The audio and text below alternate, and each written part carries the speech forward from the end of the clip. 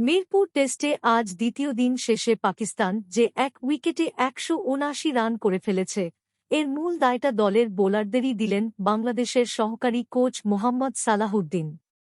দিন শেষের সংবাদ সম্মেলনে তিনি বলেছেন, আমরা একটু এলোমেলো বল করে ফেলেছি।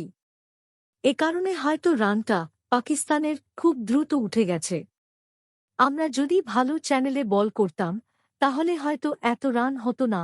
আজ সমস্যার সমাধানটা দ্রুতই খুঁজতে চান তিনি। এই উইকেটে কোথায় বল করতে হবে, সেটা নতুন করে ঠিক করতে হবে। প্রথম ইনিংসে ৪১৩ রানে অলআউট হয়ে যাওয়ার পর কাল বাকি সময়ে ৪৩ ওভার বল করেছে বাংলাদেশ। পাকিস্তানের একমাত্র ব্যাটসম্যান হিসেবে আউট হয়েছেন ইমাম উল হক। তাঁকে ফিরিয়েছেন স্পিনার মেহেদী হাসান মিরাজ।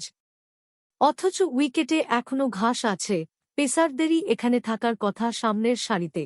নিয়মিত সব আপডেট পেতে আমাদের কুইক বার্তা চ্যানেলটি সাবস্ক্রাইব করুন আর ভিডিওটি ভালো লাগলে লাইক দিন।